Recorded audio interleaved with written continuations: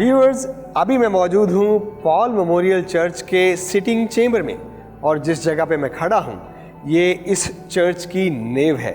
और जैसे ही इसके फ्रंटल डोर से इस चर्च में दाखिल होते हैं तो नार्थेक्स में आते ही आपको रूहानियत का एहसास होता है और आप चर्च में आने के लिए अपने आप को तैयार करते हैं। इसमें अगर आप बहुत ही खूबसूरत और हिस्टोरिकल बेंचेस को देखें तो लोग बेंचेस में बैठकर भी इबादत करते हैं। नेव के पाथ के अलावा कारपेट पे भी लोग बैठते हैं और इबादत के उस खूबसूरत हुस्न को एंजॉय करते हैं। उसके अलावा आप इसकी दोनों साइड्स पे देखें तो आपको बहुत ही खूबसूरत पॉइंटेड आर्चेस दिखाई देंगी। ये वो पॉइंटेड आर्चेस हैं जो कि अगर आप दुआ के लिए हाथ उठाते हैं तो आपको दुआ का सा मंजर पेश करती हैं कि ये बिल्डिंग भी ना सिर्फ यहाँ की इबादत गुजार इसमें इबादत करते हैं बल्कि बिल्डिंग के कंस्ट्रक्शनल एलिमेंट भी आपको दुआ के लिए उकसाते हैं। उसके अलावा इसके एंट्रेंस डोर्स दोनों साइड पे दो दो एंट्रेंस डोर बनाए गए हैं। इनके अगर आप इसकी आर्म्स की तरफ जाएं तो इसकी आर्म्स में भी एंट्रेंस डोर्स बनाए गए हैं। अगर आप इसकी छत की तरफ देखें तो आप छत से नीचे आपको इसके वेंटिलेटर्स भी दिखाई देंगे जो दोनों जानिब बनाए गए हैं, क्योंकि उस पुराने दौर में जब चर्चेस की तामीर की जाती थी तो उसमें हवा के दखूल और इखराज का एहतमाम किया जाता था। इसके साथ साथ उसमें मुनासिब रोशनी का भी बंदोबस्त किया जाता था। ये वो खूबसूरत कंस्ट्रक्शनल एलिमेंट हैं जब मसनूई बिजली नहीं थी। और उसके अलावा अगर आप इसकी छत को देखें तो इसमें बनाए गए खूबसूरत नमूने, ये वो नमूने हैं जो उस पुराने दौर के नमूने थे, जो फॉल सीलिंग का एक नमूना था।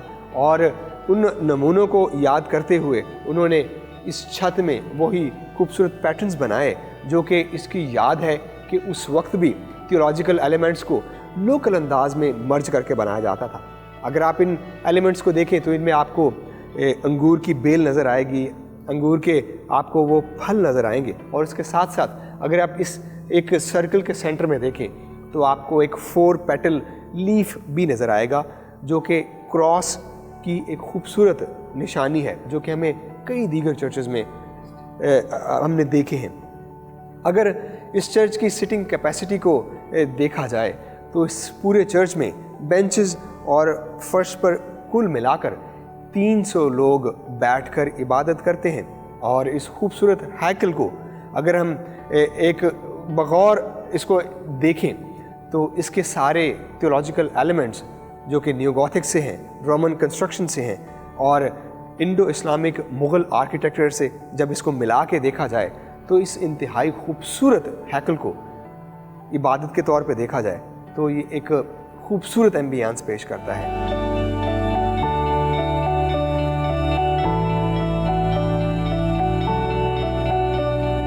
अभी मैं मौजूद हूँ पॉल मेमोरियल चर्च की क्रॉसिंग के बिल्कुल सामने।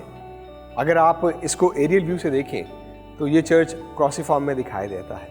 और अगर आप इसके राइट आर्म में देखें तो इस आर्म में यहाँ के चर्च की सेशन बैठती है, जबकि दूसरे आर्म में यहाँ पे क्वायर बैठती है जो हम्दो सना के गीत गाते हैं। उसके अलावा अगर आप इसके कंस्ट्रक्शनल एलिमेंट को देखें तो इनके दोनों आर्म्स में आपको रोमन आर्चेस दिखाई देती हैं। दोनों जानिब दो रोमन आर्चेस जो कि 4 का अदद बनता है, वो अनाजिल अरबा के खूबसूरत पैगाम को भी ज़ाहिर करती है और उसके साथ साथ ये यहाँ की चर्च की क्रॉस को भी मुकम्मल करते हैं। जैसा कि ये चर्च लाहौर चर्च काउंसिल का हिस्सा है जो कि प्रेस्बिटेरियन डिसिप्लिन को फॉलो करते हैं, और ना सिर्फ उस डिसिप्लिन को फॉलो करते हैं बल्कि प्रेस्बिटेरियन रवायात को भी इबादत में इस्तेमाल करते हैं। उसके अलावा अगर आप मेरे पीछे देखें तो इसकी ऑल्टर डेमोक्रेटिक ऑल्टर को रिप्रेजेंट करती है।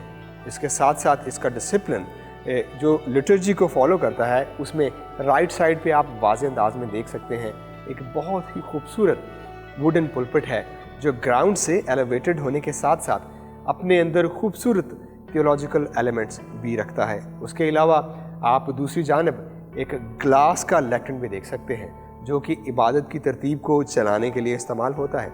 उसके अलावा एक और वुडन पुलपिट इस चर्च में मौजूद है जो उसकी ऑल्टर के दाहिनी जानिब रखा गया है। ये भी एक हिस्टोरिकल लेक्टर्न है जिस पे जो लेटी हैं, जो इबादत के दूसरे लोग हैं जो इबादत के नज़्म व नस्क को चलाते हैं, وہ اس پہ کلام مقدس کی تلاوت کرتے ہیں، عبادت کے درمیان میں گیتوں کا انتخاب کرتے ہیں۔ اس کے علاوہ آپ اگر اس چرچ کو واضح طور پر دیکھیں تو آپ کو اپنی تاریخ بتانے کے ساتھ ساتھ اپنی خدمت کے اس عمدہ نمونے کو بھی ظاہر کرتا ہے جو کہ پریسبیٹیرین چرچ کی ان روایات کو اس چرچ کی تعمیر سے لے کے اب تک احسن طریقے سے نبھا رہا ہے۔